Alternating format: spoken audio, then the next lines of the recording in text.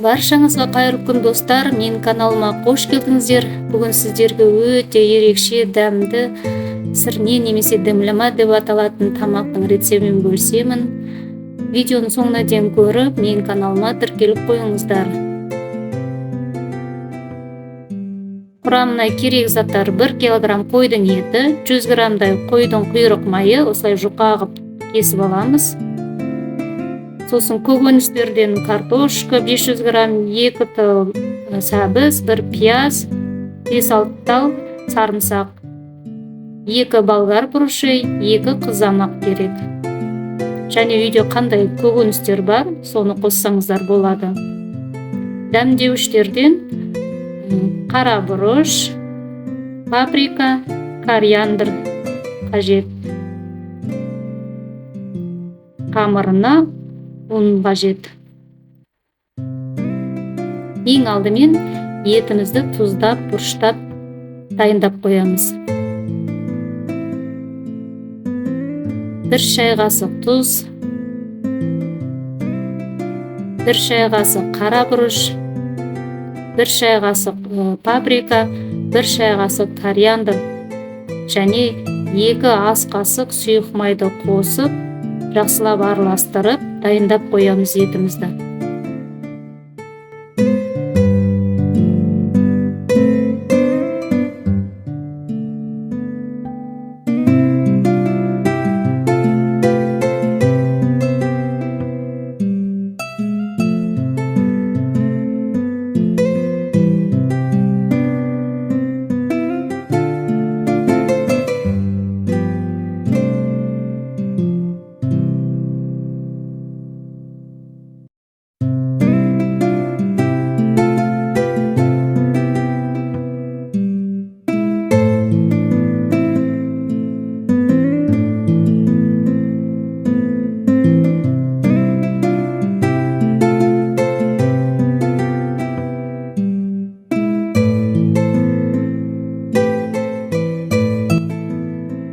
Қамырымызды да елейміз. Қамырымызға 1 жұмыртқа, жылы суға 1 шай қасық тұз араластырып, 5 бармақтың қамыры секілді елеп дайындап қоямыз.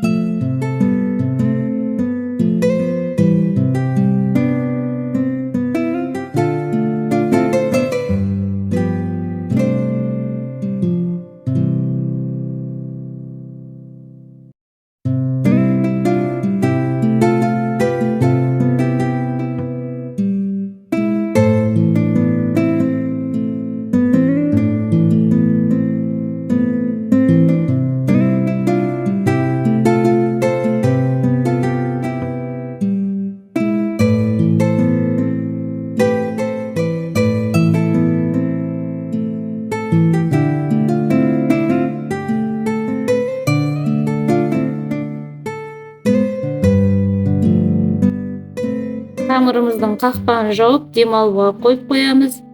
Біз көкөністерімізді кескенше қамырымыз демалады. Көкөністерімізді видеода көрсетілгенде ірі-ірі етіп кесеміз.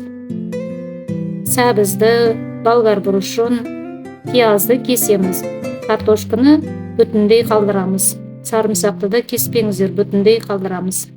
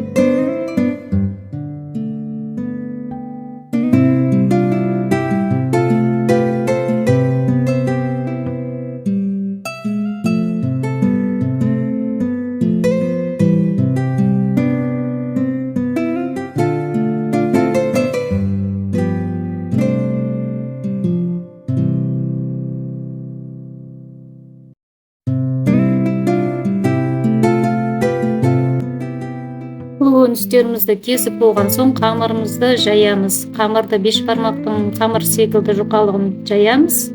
Сосын бетін сұйық маймен жақсылап майлаймыз. Майлап, төртбұрыштап кесіп дайындап қоямыз.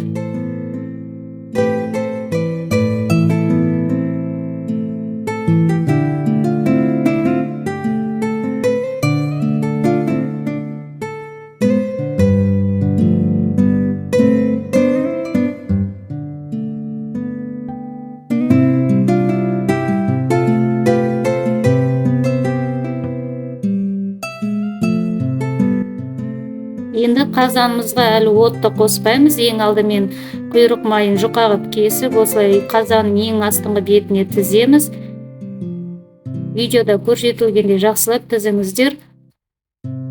Құйрық майдан соң етін салып, сосын көкөністердің бәрін саламыз. Сосын 1 шай қасық ас тұзы, 1 шай қасық қара бұрыш, 1 шай қасық паприка және 1 шай қасық хмель сумели қосып, сосын барып, жаңағы жайып, майлап, төртбұрыштап кесіп қойған қамырымызды бетіне жауамыз. Бәрін тегістеп жауып, бетін жауып, сосын барып қазанның астыңғы отын ең алдымен үлкен отқа қосамыз. 20 минут қайнайды.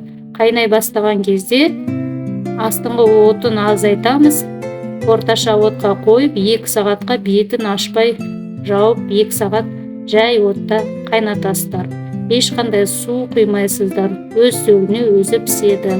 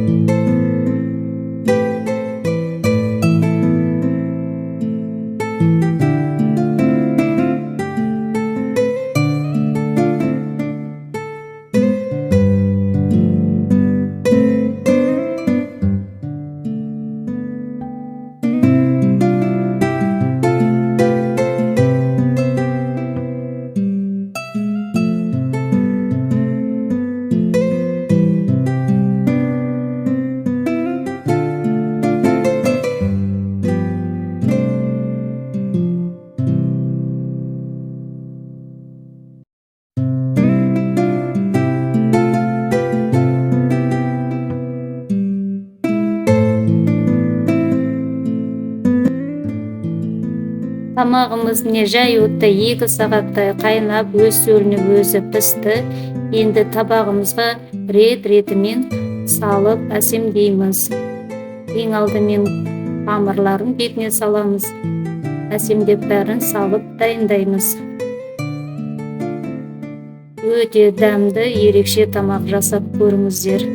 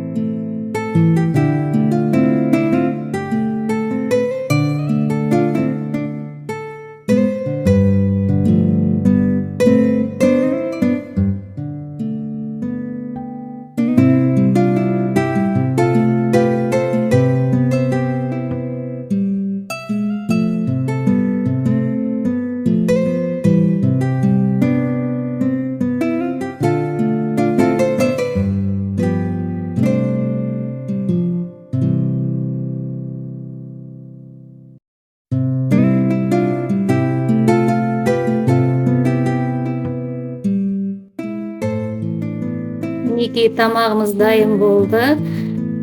Астарыңыз дәмді ас болсын. Видеоны соңына дейін көргендеріңізге рахмет. Менің каналыма тіркеліп, подписка жасап қойыңыздар.